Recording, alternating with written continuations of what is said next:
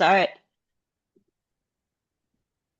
Hello, everyone. Yeah, thank you for bearing. And you have already seen this kind of chaos behind the scene, but that's because we're really trying to, gather this people globally, right? And of course, there's always chaos when we actually try to synchronize across online and everything. But I'm glad that you're spending this hour with us. So welcome to the third, fourth, can't count anymore, the IDD Connect Asia for today, which is in collaboration with Mitzi Samara series, and you'll learn about Mitzi down the line, so I won't touch on that. Um, yeah, so before everything, we do this joint event, right? And this is joint between the Global Society of Infectious Disease for Infectious Disease Dynamics, and this is sort of the gist of it is really so that we come together for this joint mission where we want to promote this collaboration and drive innovation and also advance the education of our field, the infectious disease dynamics. And so there are a couple of parts to this initiative.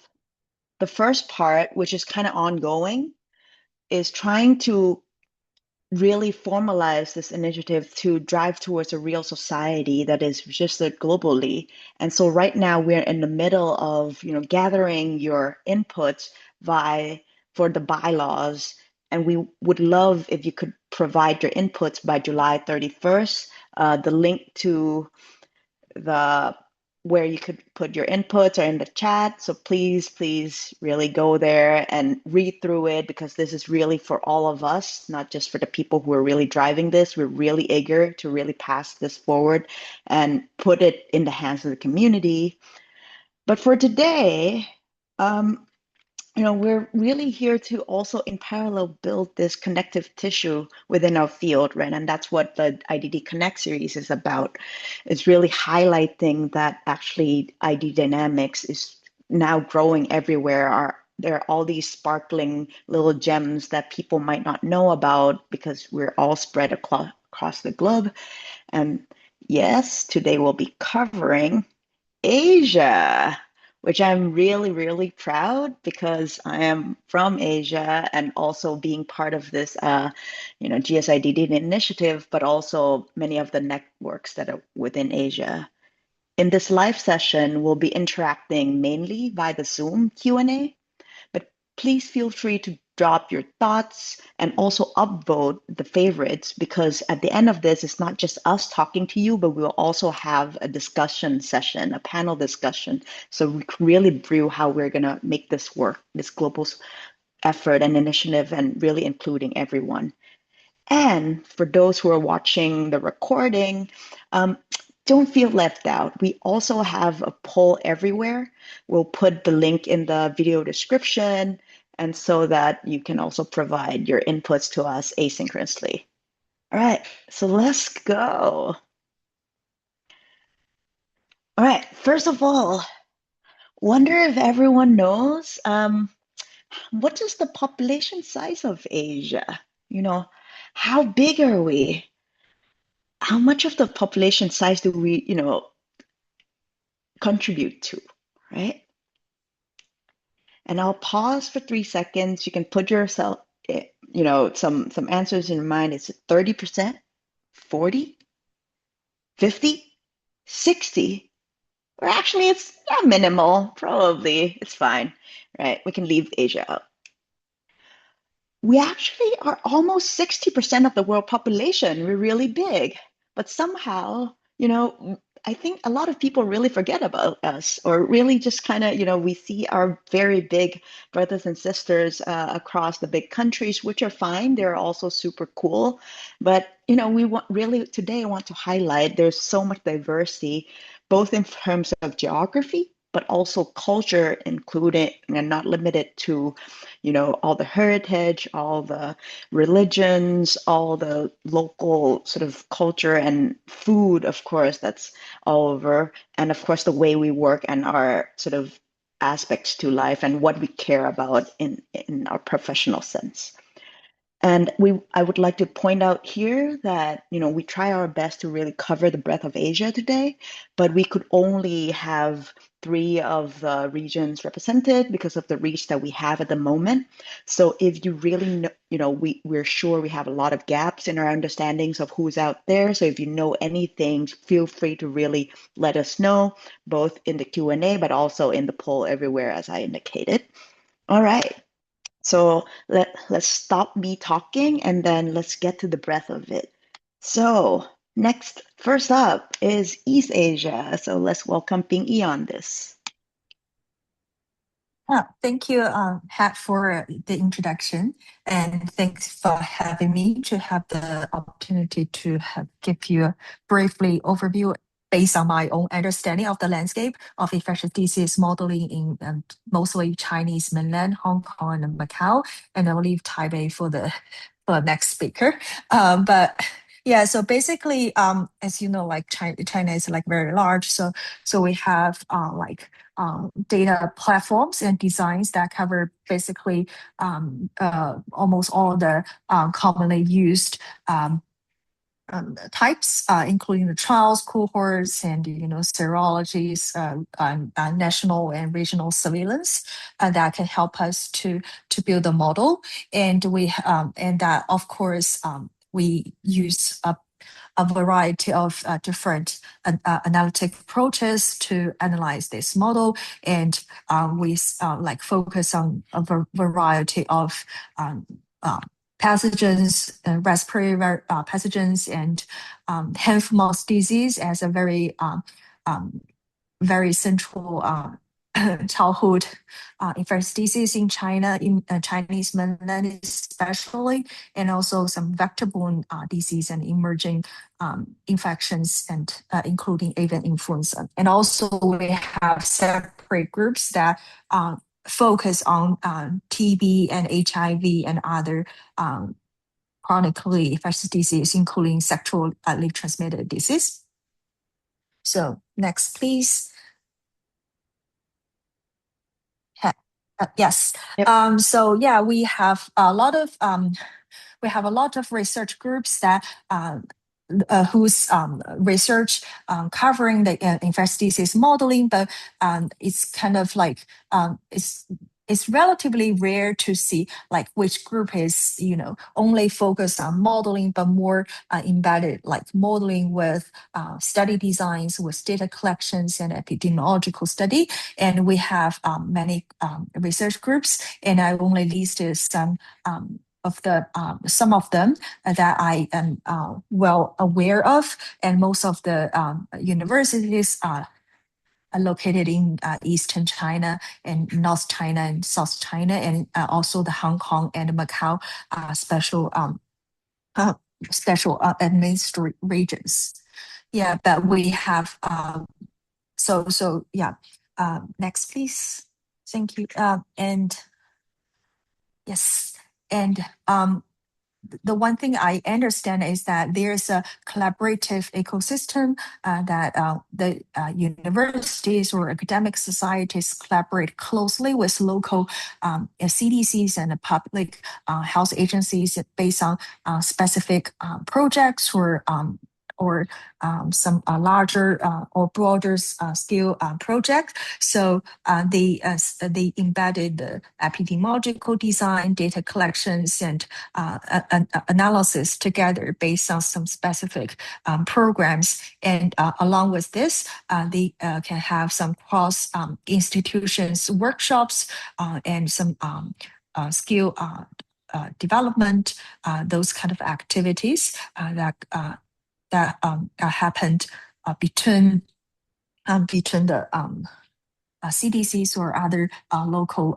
health agencies, as well as some academic groups. So it's not like a single ID modeling society that I'm aware of, but I do know like we have many theme-based workshops or lectures that can be held based on some collaborations and some or some projects. So yeah, that's my understanding of the landscapes in China now. Hmm. All right. Yeah, Thank you, Ping thank you. Next up is Sungmok. Okay, hello, my name is Sungmo Jung. I'm an infectious disease modeler at the National University of Singapore. And although I'm based in Singapore, I'm also co-affiliated with the Nagasaki University in Japan, and also will be co-affiliated with the Seoul National University in South Korea. So like based on such connections, today I'd like to introduce the infectious disease modeling network in South Korea and Japan. And also as one of my great friends is leading a modeling team in Taipei, China. So I will also briefly touch on the modeling activities there. So first, I'd like to start with the Nagasaki University. I think the Nagasaki now has one of the largest infectious disease modeling network in Japan. So there are several great modelers based in Nagasaki, and also like network also includes many co-affiliate researchers working outside Japan, and we are like expanding the internationally right now. And through the SCARDA network, Nagasaki University actually runs various summer schools and international symposia. So one example is the introductory course on infectious disease epidemiology and modeling, co-organized with the GIS, which is equivalent to the Japanese CDC. And this course is mainly designed for users of IDD models. So like rather than focusing on formulas or the codings, we focus on how to interpret infectious disease data properly and how modeling approaches can be applied in different epidemiological contexts. And there's also the vaccinology summer school, which covers the fundamental of vaccinology, while also introducing the vaccine modeling and economic evaluations. And Nagasaki also organized an international symposium on SFTS, which is tick-borne disease endemic in East Asia. So we covered the broader epidemiology of SFTS from the vaccine development to the predict modeling. Next slide, please. And there are also other ID modeling networks in Japan. The first is Kyoto University Group, where actually I did my PhD. And this group has been actively involved in national level outbreak response and played a key role in supporting the Japanese National COVID-19 Task Force during the pandemic. And they also run a comprehensive summer bootcamp in infectious disease modeling, which is an excellent training opportunity for all the career modelers. And by the way, like all of the courses I mentioned so far are conducted in English. And another major network is based in Nagoya University. This group focuses on within host dynamics, but also has important contributions to outbreak response through the viral dynamics and host immune response modelings. Next slide, please. And next is South Korea. And although I'm South Korean, I would say, unfortunately, the ID modeling network there is more dispersed. And one major group is based in the Seoul National University College of Medicine, where I will be also co-affiliated. And this group has been very active in the health economic modeling for tuberculosis and HIV. And more recently, we have also started establishing the tuberculosis modeling hub with a particular focus on North Korea in collaboration with the WHO and many other tuberculosis modeling groups. And I've also been working to expand our modeling activities to a broader range of infectious disease beyond tuberculosis and HIV. And also, like I've started like introductory course on ID modeling, particularly for officers from Korean CDC. Now, the course is taught in Korean, but I think there's a great potential to exchange teaching material and experience within these regions, especially like all of the countries are developing their similar training program for their own public health professionals. So I believe we can learn a lot from each others. And another network in South Korea is actually the Korean Society for the Mathematical Biology. And it is a network of applied mathematics groups working in infectious disease modeling. So although mostly these groups focus on applied mathematics, they have also contributed to various outbreak responses. And they are also organizing the annual meetings and seminars where members share their latest research and modeling tools, including the infectious disease simulators. Next slide, please. And although this is not a country-based network, I'd like to briefly introduce one of the ongoing efforts to strengthen the ID modeling network across Asia, which is the Asia Forecasting Hub, a multinational collaborative forecasting hub for infectious disease. So like while there are several successful ensemble forecasting hub in Europe and US, there has not yet a comparable collaborative forecasting platform in Asia. So in April this year, I kicked off the establishment of Asia Forecasting Hub. And the goal of this hub is to provide the ensemble-based infectious disease forecast by bridging together modeling groups across Asia, largely based on my experience coordinating the US scenario modeling hub in the US. Since this is the first truly multinational forecast hub, because the European forecast hub is still coordinated under ECDC, so like we are taking a step-by-step approach. So like during the first year, we will focus on the seasonal influenza forecasting in South Korea and Japan, and this is a pilot phase. So like this pilot phase will allow us to evaluate the hub, develop the practical guidelines, and build like more user-centered decision support dashboard. Now, if this pilot is successful, we plan to gradually expand the hub to include more countries across Asia and establish an open ensemble forecasting platform that any modeling team in the regions can participate in. And although like our primary focus for the first few years will be seasonal influenza, but we also hope to expand to other priority pathogens in this region, such as RSV and dengue. Now, I know that many countries are currently developing their own national forecasting hubs, but like rather than duplicating those national efforts, I see that this Asia Forecast Hub as a platform that connects them and create additional synergy effect. And so by bridging together the forecasting activity across Asia, I hope this effort will strengthen the regional outbreak preparedness and response capacity. And we are actively looking for collaborators from across Asia and beyond. So please feel free to reach out to me.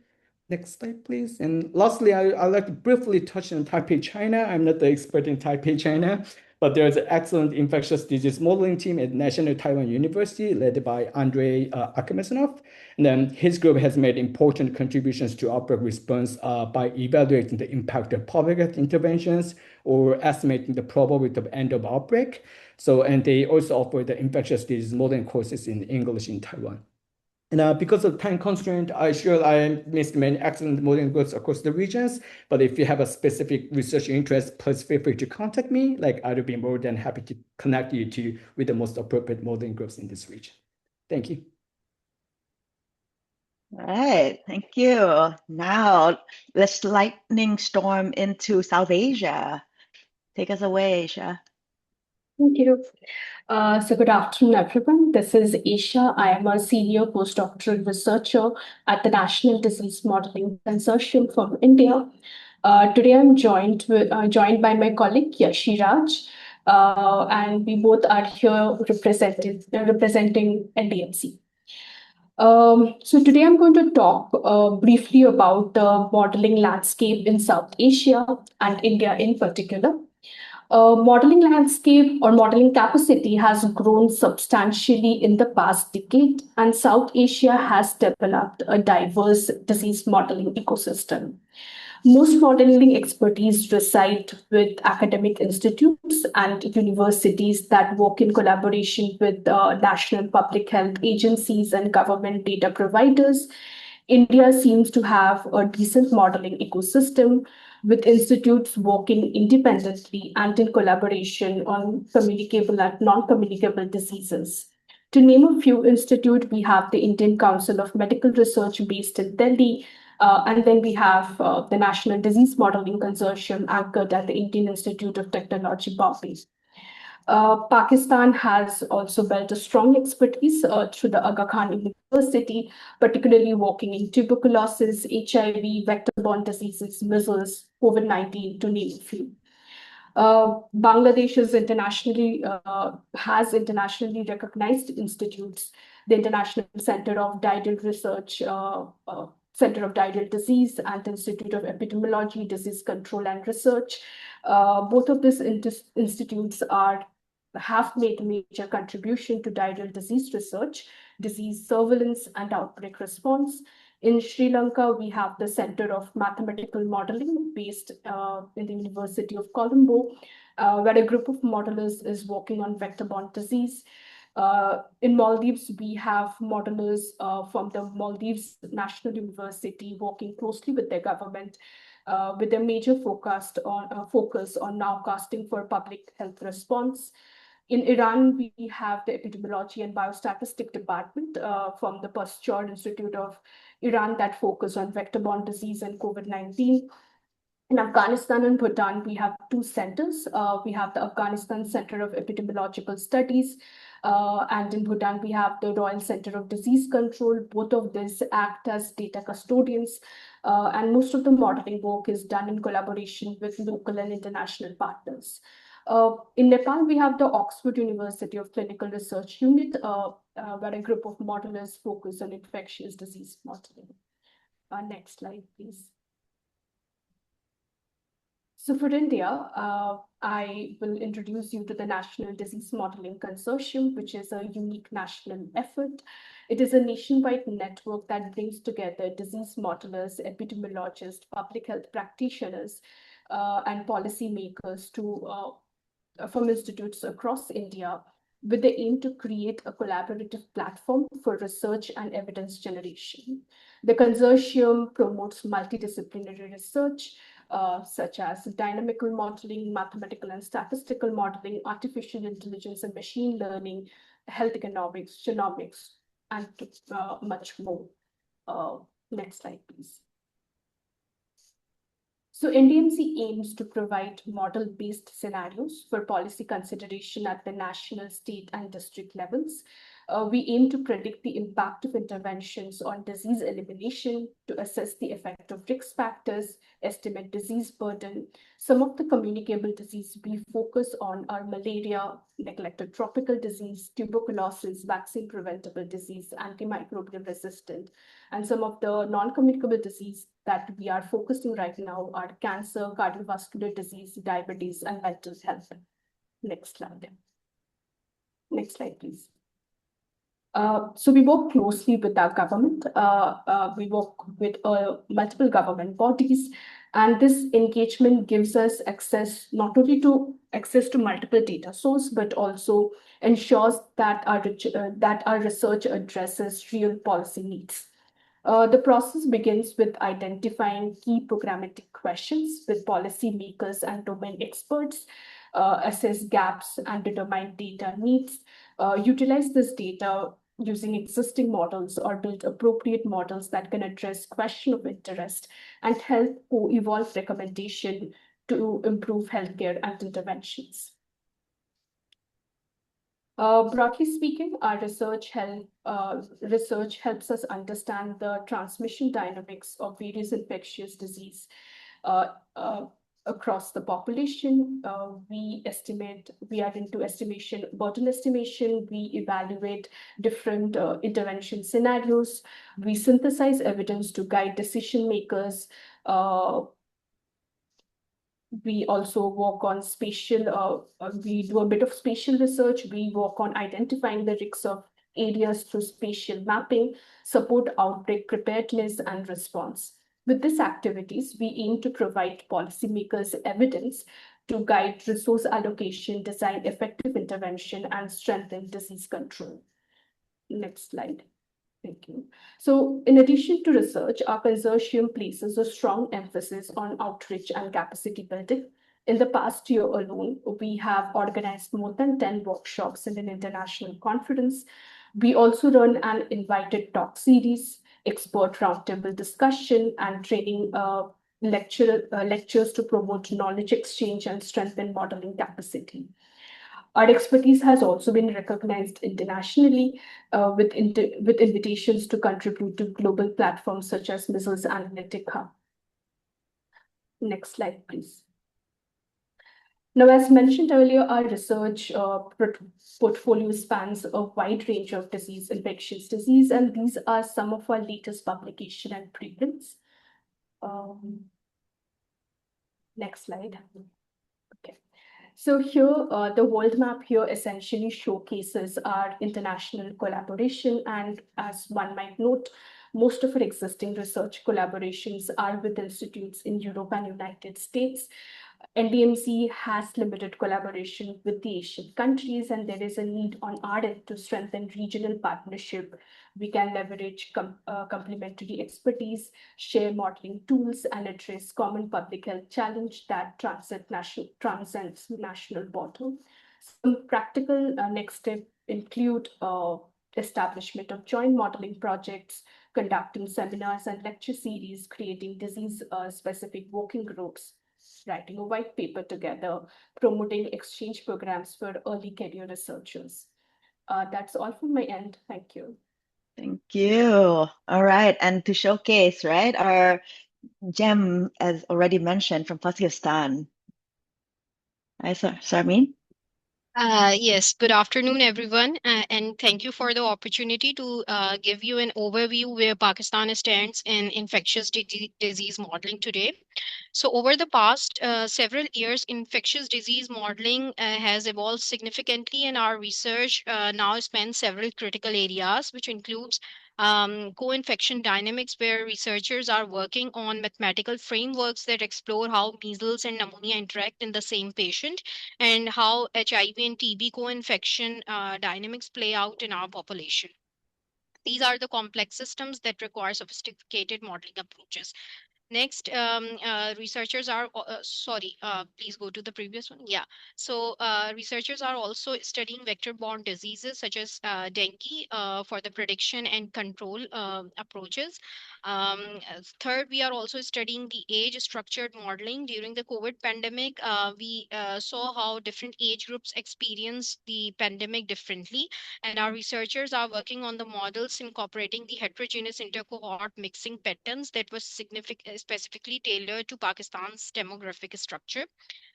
Fourth, HIV and AIDS epidemiology. We have a very rich data set spanning from 1992 till 2020, and the researchers are using this data to study the transmission dynamics and evaluate intervention strategies.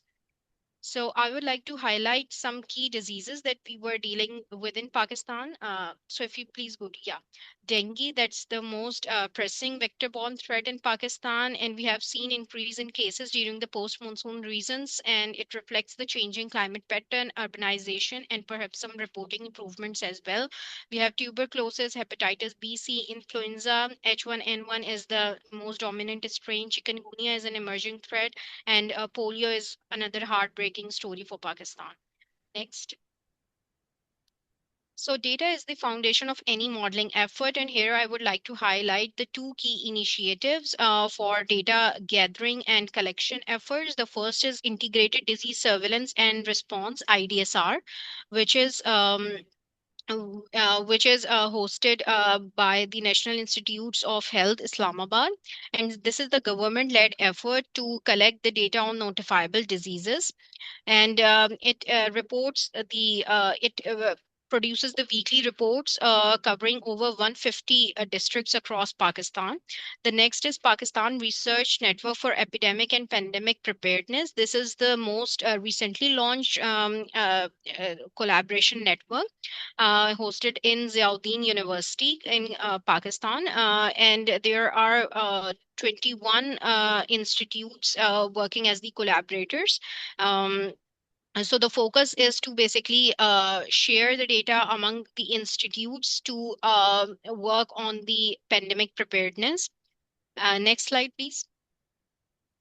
And so now having data is one thing, but turning that data into insights through modeling is where real value lies. So here are some of the examples of modeling studies that were conducted in Pakistan in collaboration with the external partners. So here I would like to highlight this some of these in most of these modeling studies. The data has been collected from Pakistan, but the actual real modeling expertise came from the external partners. Next. Yes, so here I would like to highlight one of the case study from our very own work. We did a recent modeling exercise in our Health Data Science Center and managed to publish that study in PLOS One. So we took dengue as a use case, and we collected data from a countrywide laboratory networks of the Aga Khan University and the Shaukat Khanum Research Center. And what we found was revealing. First, the dengue incidence increased substantially over the study period, and we were not just seeing the seasonal fluctuations, but there was a clear upward trend that's worrying. Next is that adults aged 15 to 49 experience the highest incidence, and we also observe the geographic disparities across the country, with Sindh province experiencing the highest estimated incidents in year 2022, followed by the massive floods that hit Pakistan badly. Next slide, please. So the dengue modeling exercise I just described wasn't an isolated effort. It's a part of a broader commitment our center has made to build the local capacity in infectious disease modeling. Our center is actively leading the capacity building initiatives along with research. With research, we are also training the next generation of Pakistani modelers. We have been conducting the workshops on mathematical modeling across the country, and providing the hands-on training with R and Python languages and some mathematical frameworks as well. Next. So now I want to leave you with a few important takeaways that Pakistan faces a significant and diverse infectious disease burden. We have a growing data infrastructure, and there's an appetite for modeling and research. There are tremendous opportunities for collaboration with Pakistani researchers. We have the data, the network, and the commitment, and we need partners who can help us build capacity, share expertise, and co-develop research. Thank you. Yeah, thank you. Now, coming back to home here, Southeast Asia. So here, Andra will take us along. Hello, good afternoon, everyone. My name is Andra. I'm a senior research fellow at the South Sui Hawk School of Public Health at NUS, National University of Singapore. So I'm going to just briefly take you on the traveling to Southeast Asia, talking about our MIDSI network, which is modeling infectious disease in Southeast Asia. Later on, my colleague Ivy will talk a little bit more about some national initiative that we have. So we are a network, so we are basically a collection of people coming from different institutions working on infectious disease modeling across Southeast Asia. So we come from many universities or institutions across the region. So our name is also because we are in the middle of the sea, kind of. And then we also like to have meeting in some place that kind of like in the middle of the sea as well. So our first in-person meeting, which was in Koh Samui in Thailand, it was in 2023. It was a meeting of the mix of a lot of like senior early career researchers across Southeast Asia, working on various kind of diseases from malaria, dengue, no neglected tropical diseases, zoonotic diseases, tuberculosis, and so on. And then we are also come from various different background from mathematics, statistics, public health, and so on as well. So our flagship event, like we host annual summer school, and also some hopefully will evolve also into a symposium and conference. And then we also have some online touch points which are a webinar series. Some of you may have attended our webinar series before. And then we are looking to start also some career series. And then we are also hopefully launching soon about our peer mentoring program called MIDSI Compass. And then I think the biggest fruits of MIDSI, which you will hear more on this later on, is some kind of like the birth of a lot of some national initiatives within our region. Next, please. So our mid-series summer school and symposium is an annual event. We have held this event 3 times. The first one is in Quy Nhon, Vietnam, Yogyakarta last year, and this year it was just a month ago in Kuching in Malaysia. It's a capacity building and networking event with also some opportunities for early career researchers to do some poster sessions and do group work presentations. We have delivered some tracks, and it is changing every year from modeling 101, inference methods, simulations methods, heterogeneity modeling, AI for infectious diseases, and also geospatial modeling. On top of like learning, we also sometimes do some fun things like showing off in our traditional clothes and so on. And then you can also see that we sometimes during our summer school we visited some touristy areas in the area, which is quite a nice thing to when you travel to in the region. And then, yeah, we also have next one up next year. So, but you need to wait until the end of our presentation to know. Okay, next one, please. The next one is our online seminar series. Those of you who have attended our seminar series must have seen some fancy settings that we have. That's Alex doing, like that's him working on his small studio, working on a lot of fancy stuff that is ongoing in our webinar series. But then I think the idea of why we have our own webinar series is because usually times that better fit the region, because often webinar that happening in Europe or North America probably occurring in the middle of the night or evening in our time. So I think having a webinar that fits the time within a region is also to the best interest of us as well. It's also the place to showcase some regional modelers and also topics that are relevant to region, which is also hopefully can foster a lot more collaborations within researchers within our region, and also sometimes we have also some international hosts. Next one, please. And we also want to highlight some early career researchers initiative that we have. So initially, we have quite a lot of early career researchers, and I think most of our members are from early careers, like PhD students, early postdocs, and so on. And then we have initially monthly meeting, and then ranging from inviting senior speakers to share about their career stories, sharing some members research, gossiping, and also do some emotional mental health support, just chatting in general. We do also some training sessions in Audin and AUDE in R. We are thinking more about more sustainable mentorship scheme, and also still trying to find the best way to increase like peer supports and collaborations, especially between early career researchers in the region in MIDSI. So if you have any suggestions on how best to do it, like please let us know, or please let me know. And then next, please.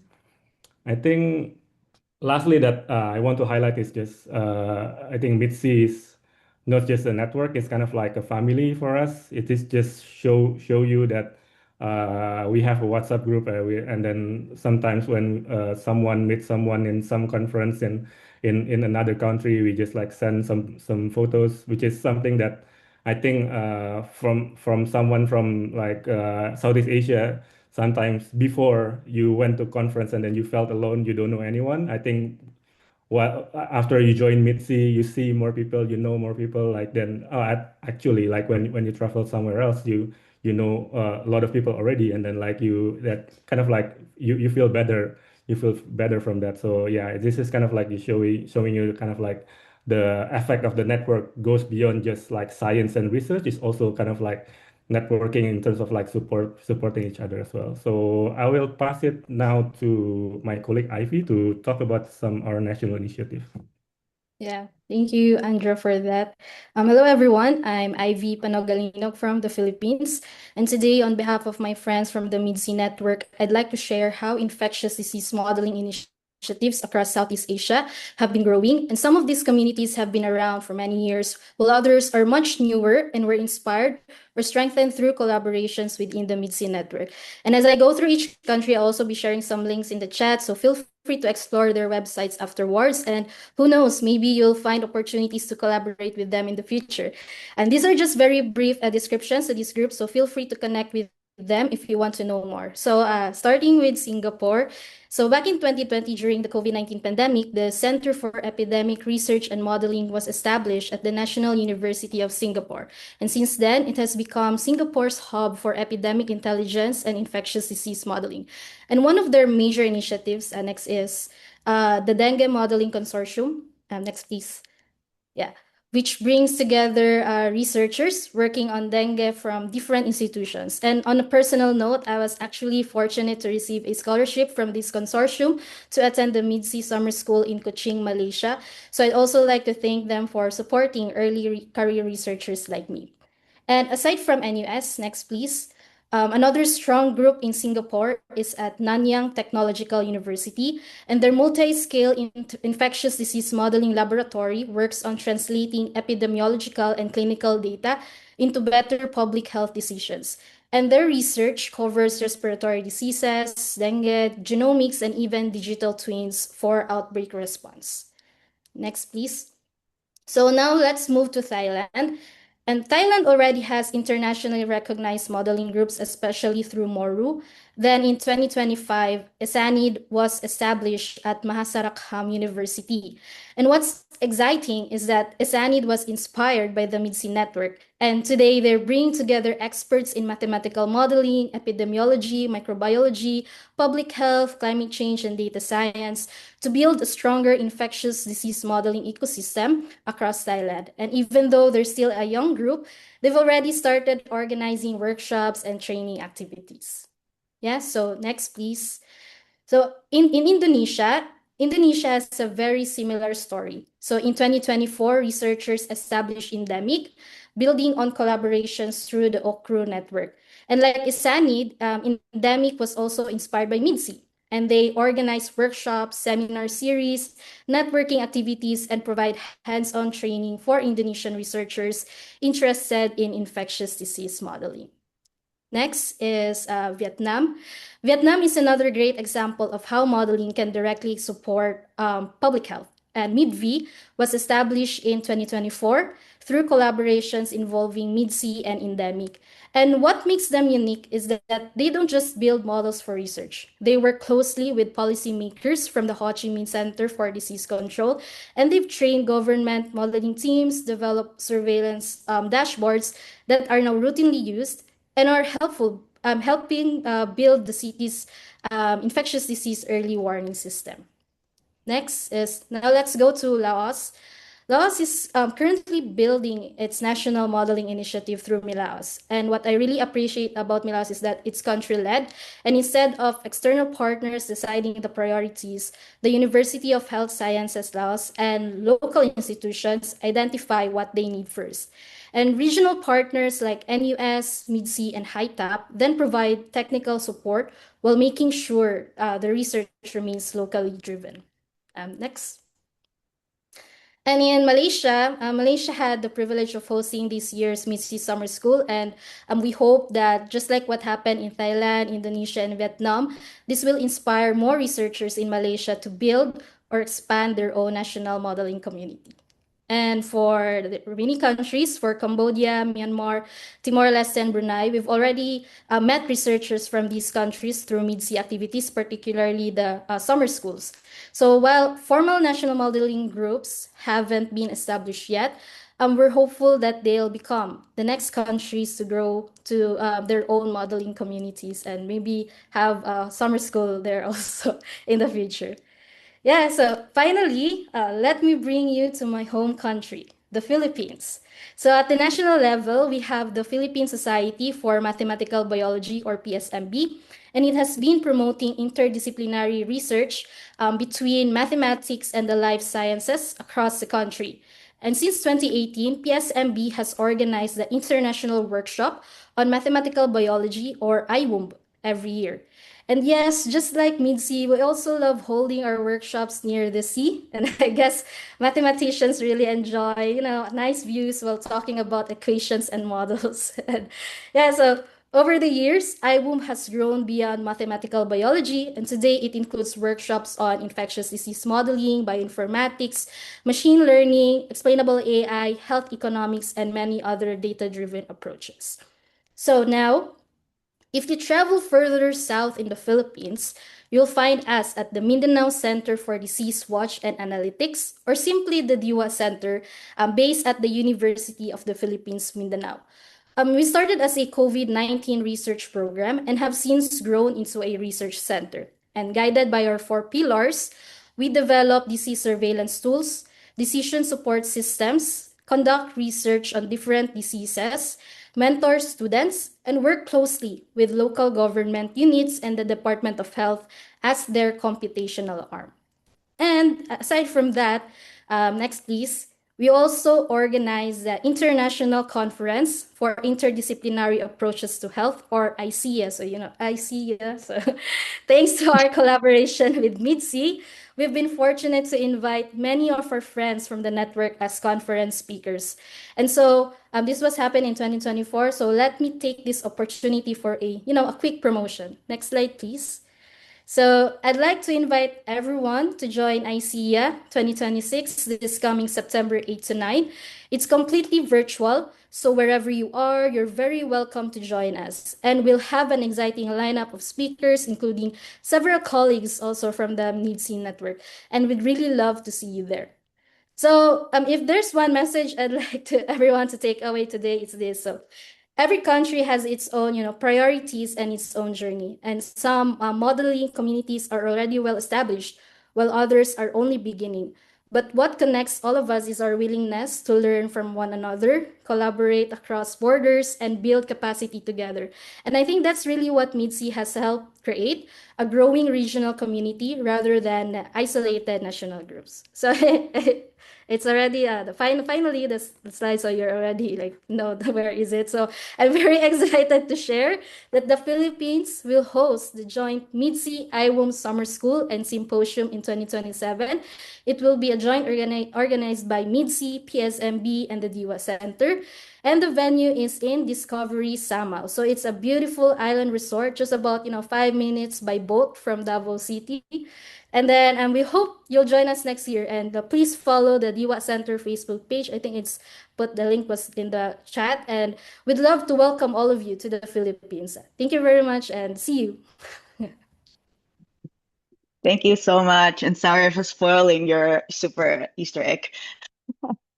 All right. So hope everyone has been, happy and inspired and learning about the different things that are happening around, our whole big region, Asia, and also our different regions within Asia, right? And now it's the most important, last but not least, not necessarily the most important, but very important part, the Q&A and discussion, because we really want to talk and hear from you and also discuss on the hanging points, which a lot of people have already been putting forth.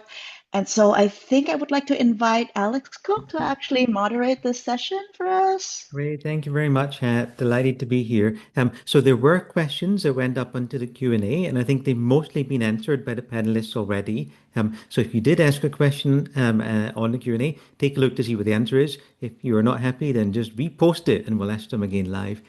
For now, I'd like to invite all of the panelists to answer the following question while we wait for any other Q&A to come up. The question is, which activities do we think we should be prioritizing to have at the continental level versus a regional level versus a national scale? So this could be training, it can be conferences, it can be research activities. Which would you think are best prioritized nationally versus at a higher level, regional or whole of continent? Who would like to go first? Hat, you go first. Yes, I've always been thinking about this, right? Because we have been doing this, as Ivy've highlighted, right? That we have regional things, but also national initiatives. And of course, it might seem like an awkward conversation if we don't maneuver that, but because we have these interpersonal relationships, it never felt that way. We felt more enhanced to actually go back to our own countries and build. And I think when we scale up into this like Asia-wide thing, right? I think it's the same, right? I think it's really having bigger regional things or even global things being enhancers rather than replacement or displacement of national initiatives, and letting and also acknowledging that actually local people know their context best and are there and are invested, right? Yeah. Thank you, Hat. Anyone else want to tackle that question? Yeah, Swamil. Okay, yeah. So I think there is nothing called that what you need to prioritize over. I actually feel it's about how do you make them coordinate over. So what we really need, and that's probably one of the things that we are now trying in MIDSI already, that how do you still do same kind of things, but there is a coordination, right? So for example, I think one of our newer things of thinking around that, okay, we still do summer schools, we still do training, but different types of trainings are done at different levels, right? So at times, I think what you need to really sort of prioritize is not necessarily one thing at a different level, but actually trying to see how we can run through a coordinated set of efforts that could then be passed over, right? So that it's actually really building up. And that allows also, I think Alex, that's what you are trying to hopefully ask, is that how do you sort of evaluate what's necessary, right? So I think that coordination allows you, because each country might need different type of capacities or different types of trainings at very local level. So that's what you can coordinate in terms of a very local level thing. But then you can go up and say, okay, but to do things to actually make these trainings and to go forward and end up becoming like what I'll say is cutting edge research. We need to also train people for few things that you might not see right now as a necessity, because at times national program needs something quite useful and you have to produce them at quite fast, right? But for the other set of training, you need to give people time and stuff. So that was probably a thought that I wanted to say, that would be a thing. But to say one thing, I would still believe that we should think about broader conferences and broader symposiums, and between as a continental Asian thing that I think we should be doing. So I think, Alex, you know this and you share this. I believe there has been larger conferences that happen that don't tackle to the parts of the world that they should be tackling. So I think as a continent, if for Asia, I think we should be building towards and actually building our own flagship ID symposium or conference, and how we build towards that. It's something that I would like to see and like to think about. Can I maybe riff a little bit on that? So, and I noticed this with the NDMC presentation. I think one of the questions in the Q&A was about this, that most of the collaborations, it looked like, were coming from Europe or from America, rather from other places in Asia. So perhaps then to you, Yashi, or Esha, what would make researchers in NDMC, or then making a broader question to the rest of the group here, what would make you actively choose to collaborate with others within Asia rather than with Europe and North America, where traditionally it seemed many people collaborate with? Yeah, so should I go? Yes, please go first. Oh, great. So, like when I look to the West and the people in the UK or the US, one thing which is readily available to them and it is not that frequently available to us is funding, which I also wrote in the chat. Like greater funding to the South Asian community as such. The second is the international recognition, how much they are recognized in the international fields, that much visibility is not given to the Asian community. So we see them doing all the work for the Asian countries as well, when we have all the resources, all the expertise centered here. So that means there's a lack of collaboration among us because each of us brings a different expertise to the table. So, what I think would be really good moving forward is developing a team. It could be a network, it could be a collaborative effort, something like an IDM, where each country contributes its expertise so that we have everything in one bucket. And like if I'm a modeler, I contribute to modeling. Someone is a statistician, they contribute to the analysis part. Somebody who is a data scientist, they contribute to the data scientific world. And in turn, also the career opportunities. I think West gives you more elaborate effort of career opportunities as compared to here. So we see that people go there and they settle back there. Why not learn and then come back and contribute in our own countries? Because as we saw, we have common diseases across the countries. So we could actually build a network which addresses these diseases across the countries, but in our own respective localized settings, rather than being dependent on the West or the UK or any other country for expertise in that matter. Yeah, so I think on your Yeah, second point about visibility, hopefully this is the first step towards increasing yes, visibility of the good work yes. which is going on around about our continent. I wonder with your first point about funding, so can I probe a little bit further in that? Specifically, this is about funding to do cross-country collaboration rather Yes, than just funding for your own center, right? Um, yes, and yes, so that does seem to me to be a bit of a limitation in that within Asia, there's not a lot of funding from, let's say, from Singapore to do yeah, Singapore to Malaysia research, despite the fact that exactly. we're right next door. So say, very nice point. Any other points that others in the group would like to raise on the same question? What would make you collaborate more within our continent? Yeah, so I would like to just contribute to the initiatives part, that I believe that the short-term trainings are fine.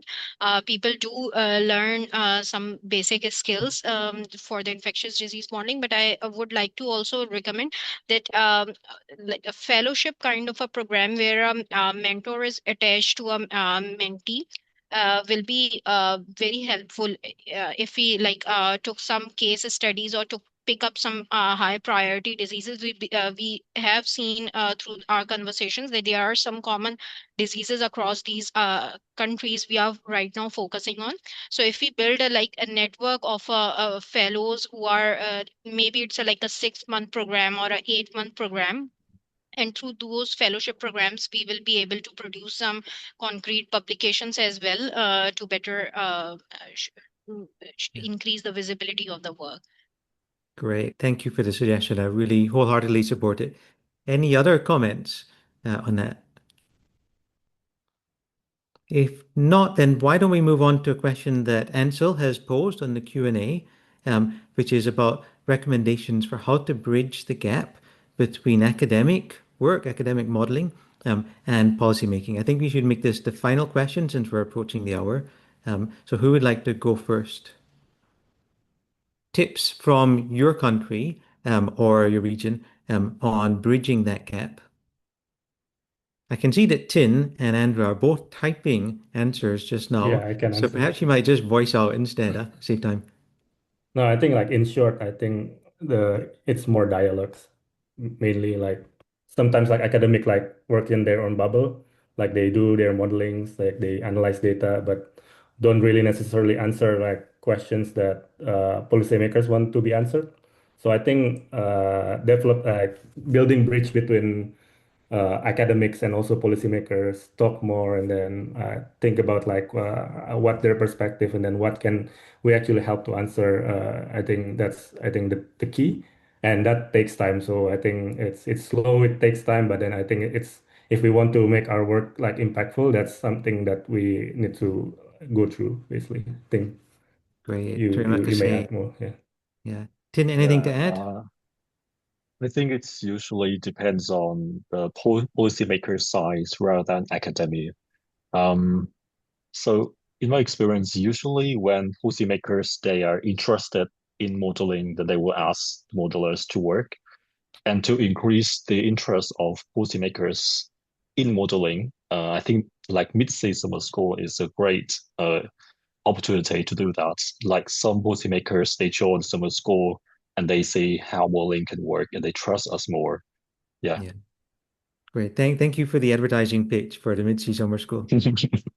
Yeah, Yashi, over to you. Yeah, one more point to add to Andra's, like how we need to talk with the policymakers. We also and understand what they want from us. In the similar way, we should also translate the modeling language to a language which they understand, so that it is a two-way collaboration and not just like we are taking. And when we give the outputs, it's in the modeling jargon, which is not sometimes really clear to the policy people.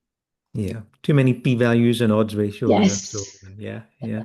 All right, so wonderful. It's been a really good discussion. I wish that we had a lot more time and we could talk even more, but I realize people will start hanging up very soon. So I'm going to pass back over to Hat to say the last words. Hat, over to you. Yeah, I could not be more touched by all the panelists here, right? Both people, all the people that I know, but also people who I now know. And I hope that Asia will really come together. And I've seen so many, opportunities that we can really cross. And I'll definitely reach out to actually make that wish come true, right? What Samina actually said, how can we actually have a joint project such that we can really demonstrate that we can do it and have the real visibility and really deliver that impact, whether that's through some modeling hub, like what Sangmuk has been saying to us for a long time, right? And also everyone in the audience, if you're interested, feel free to reach out to us. I know we have bombarded you with a lot of things in the chat, but hopefully some things are more, start somewhere. We all know each other, and then hopefully we'll grow together into one community. And so with that, thank you so much for today, really spending your whole hour with us. And we hope to see more of you in both the IDD Connect, which will come out through the newsletter soon. Please sign up if you have not by gsidd.org, and also in the Mid-Sea seminar series, which Alex curates, and hopefully someone will come to help him at some point. And hopefully we get to collaborate in seminar series across Asia as well. All right. Thank you. Have a great day.